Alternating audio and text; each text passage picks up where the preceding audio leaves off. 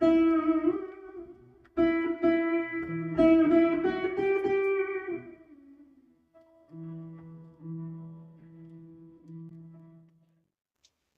we were talking about the quantum mechanics. That the cat, Schrodinger's cat, Isaac Capra. Now these are modern day physicists and the quantum scientists who have come and hit their head against a conundrum, against a paradox, and they are wondering what it is. And you see thousands of 5,000, 10,000 years ago, the Vedas are saying the same thing. In between, there is a disconnect. So, if that is seen, then the people who can bring greater contact between that side and this side are doing a service. That is the service which is needed in today's world, where the old, which is valid, and the new, which is valid but disconnected, are connected together. Correct, exactly. Now, you know about the most famous mathematician of all ages, Ramanujan. Ramanujan.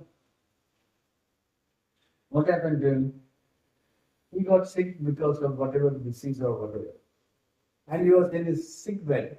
And his friend Hardy or whatever is his name, he was with him.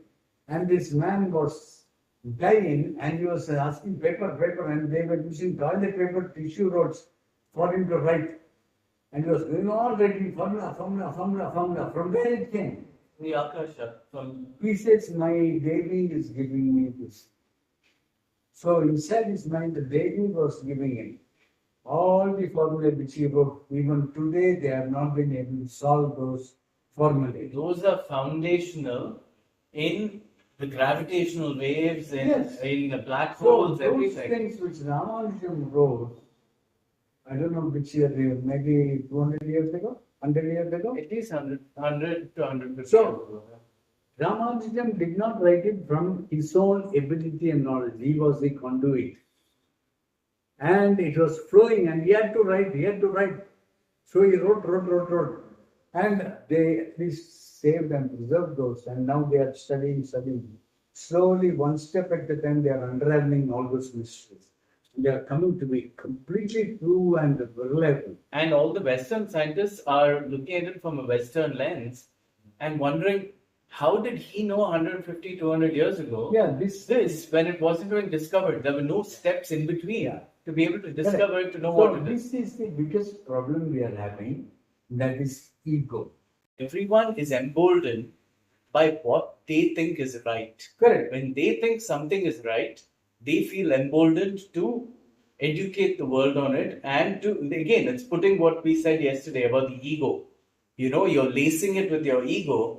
You're not doing it as a duty, as something that has to be done, but you're doing it because you think it's right, and it's your, you want to impose your rightness. You think you are doing a great favor for the other Yes. guy, that you are bringing him out of his ignorance and darkness into this light. So, Vasudhaiva Kudumbakam, such a simple philosophy. And there, this man says, it is my God, either you follow it or I will kill you. Yeah. This is what is called Maya. Bhagavan plays with this earth, he will do this, do that, and give so many things will happen. People on the ground will think that it's real and they'll do it. But then it's all a charade for Bhagavan.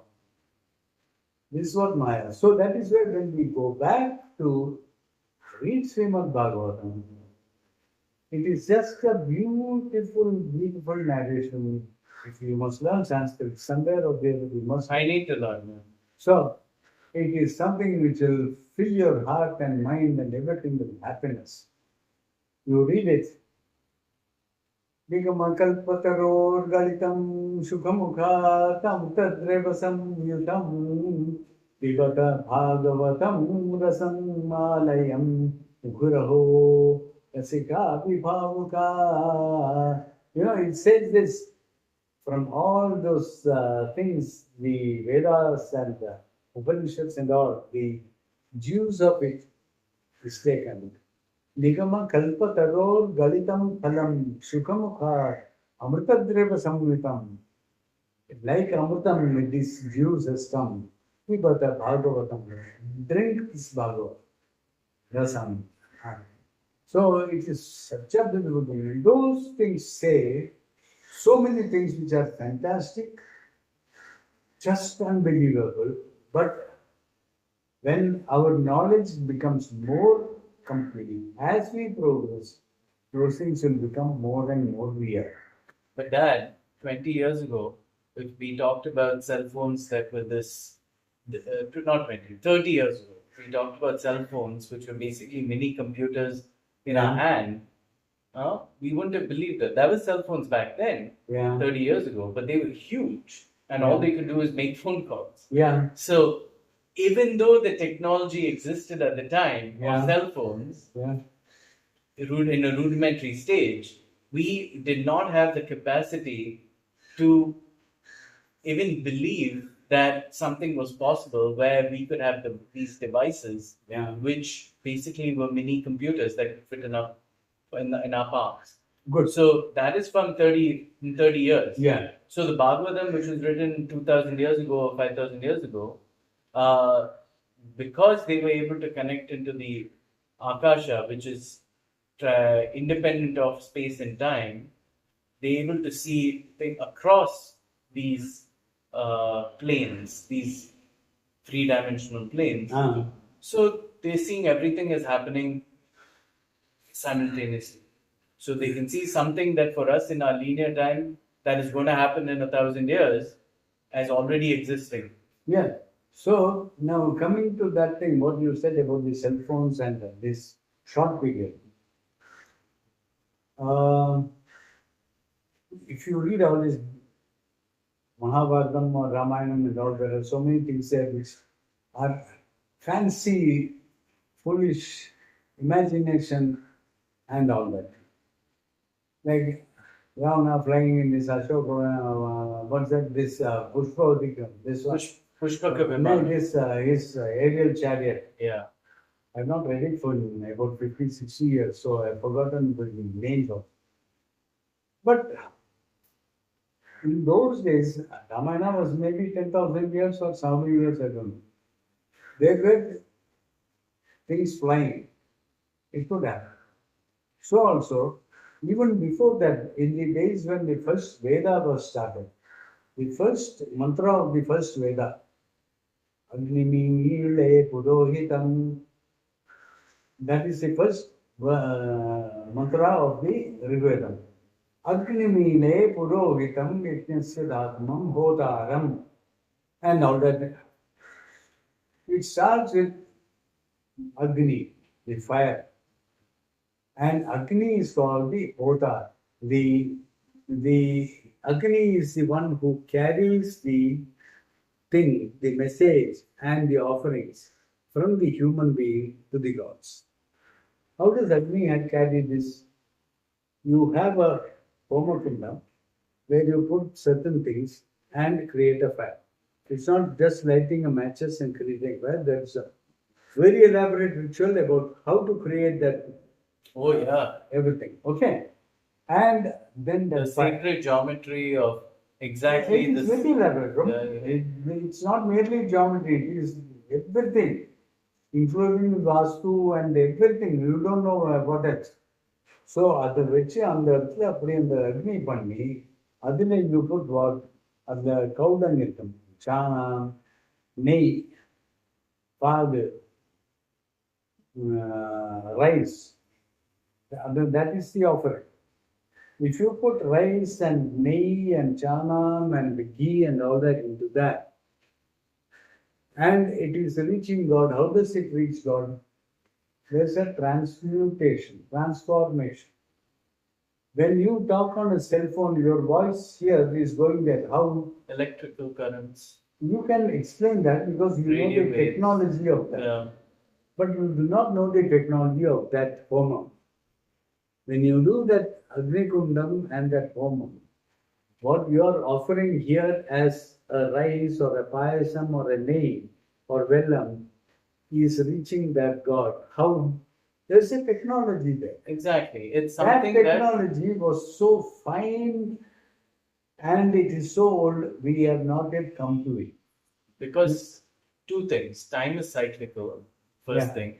Second thing is we think that we are more advanced than everything that's happened in the Yeah, past. that's ego again. Yes. Which is ego, which is Yes. the Western ego. We don't grow up with that ego because we know, we look at our Shastras and we're like, they're talking about things that we are only now discovering. Yeah. So obviously the things that, there's always a doubt, and that doubt is good in our minds. Yeah. The doubt of, oh, they're talking about things that don't exist today, but they've conceived of it. Yeah. So then either they have a great imagination, or they're describing things that were far advanced, which don't exist. Yes. And we are just are not of the ability to understand what that Yeah. technology is.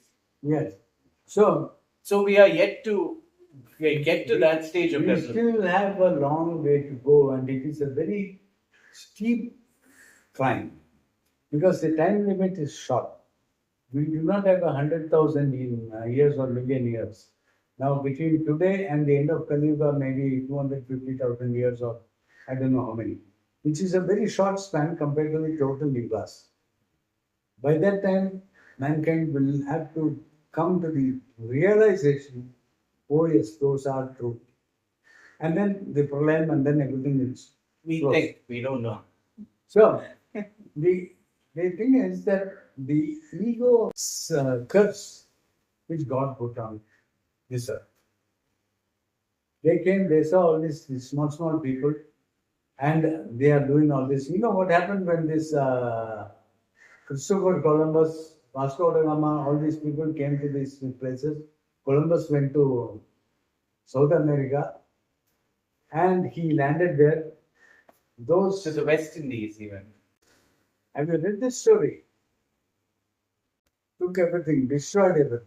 They were interested only in the gold and not in any other thing of a higher nature.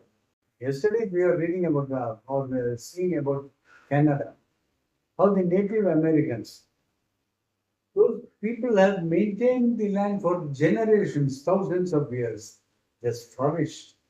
Today the entire Canadian, American continent, South American continent is in a mess. That's what karma. That's what's karma. See what happened in Africa, same thing. Fortunately, it's only in India that they came and they destroyed and destroyed and destroyed, but still we are here because this is Sanathana Dharma. It has got a stability, a deep root which will remain. That is what it says. We have to thank our past good karma. Yeah, it is Sanatana.